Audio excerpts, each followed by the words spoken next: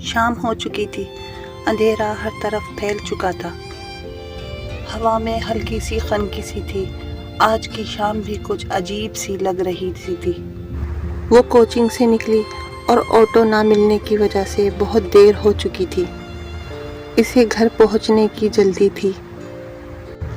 آج تو گھر میں ڈانٹ پڑے گی، اس نے من میں سوچا اور اپنی رفتار تیز کر دی۔ عائشہ، کسی نے پیچھے سے آواز دی۔ ایک مانوس سی آواز لگی۔ اس نے پیچھے مڑ کے دیکھا۔ یہ ریحان تھا۔ یہ اس کا کلاس میٹ بھی تھا اور اس کا سب سے اچھا دوست بھی تھا۔ کوئی پریشانی ہے؟ تم اب تک گھر کیوں نہیں گئی؟ آٹو نہیں ملا ابھی تک، اسی لیے آج تو بہت لیٹ ہو گئی ہوں۔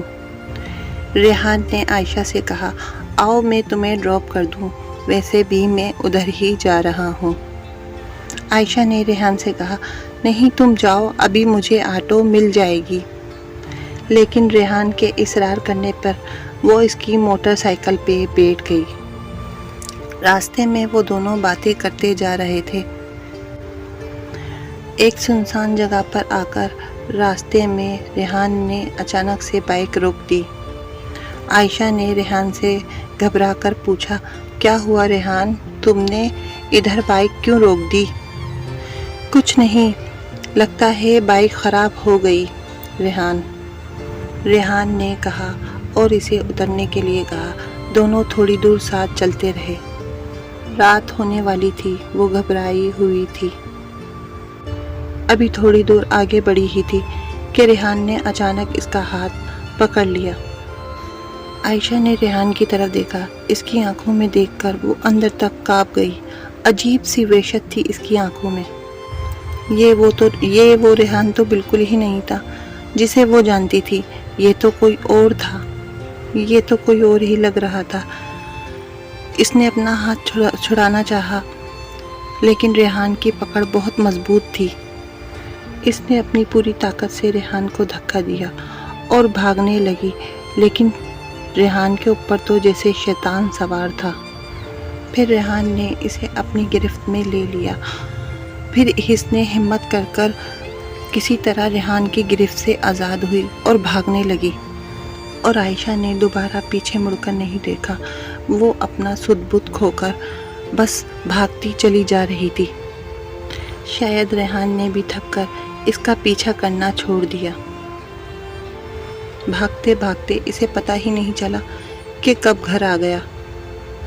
اس نے اپنی سانس بحال کی اور اپنی حالت درست کی اور گھر میں قدم رکھا۔ اس کی امی اس کے گھر میں اس کا انتظار کر رہی تھی اور گھر میں ہر کوئی اس کے لیے پریشان تھا۔ اس نے کسی کو کچھ بھی نہیں بتایا کہ پچھلے کچھ گھنٹوں میں اس کے اوپر کیا گزری۔ وہ چپ چاپ اپنے کمرے میں آئی اور واش روم کے اندر گھس گئی۔ پھر باوضو ہو کے عشاء کی نماز کے لیے کھڑی ہو گئی۔ اس نے اپنے رب کا شکر ادا کیا جس نے اسے اس شیطان سے بچا لیا۔ وہ شرمندہ تھی، کیوں نہ کہ اس نے ریحان کو اپنے بھائی جیسا سمجھا تھا۔ آج اسے احساس ہو گیا تھا کہ اپنے محرم رشتوں کے علاوہ کوئی محرم نہیں ہوتا۔ اللہ نے جسے ہمارا محرم بنایا ہے، بس وہی ہمارے اپنے ہوتے ہیں، بس وہی ہماری حفاظت کر سکتے ہیں، رشتوں کی قدر کو سمجھ سکتے ہیں۔ بھائی کہہ دینے سے کوئی نامحرم بھائی نہیں بن سکتا۔ عائشہ کو یہ احساس ہو چکا تھا۔ اگر آپ کو میری یہ ویڈیو پسند آئے تو آپ مجھے کمنٹ باکس میں بتا سکتے ہیں۔ نئے دیکھنے والوں سے یہی کہوں گی کہ میرے چینل کو زیادہ سے زیادہ سبسکرائب کیجیے تاکہ آپ کو میری ہر نئی ویڈیو کی نوٹیفیکیشن بر وقت مل سکے۔ تب تک کے لیے مجھے نازیہ خان کو اجازت دیجیے۔ ملتی ہوں مزید ایسی ویڈیو کے ساتھ میرے چینل کہانی کی دنیا میں۔ اللہ حافظ۔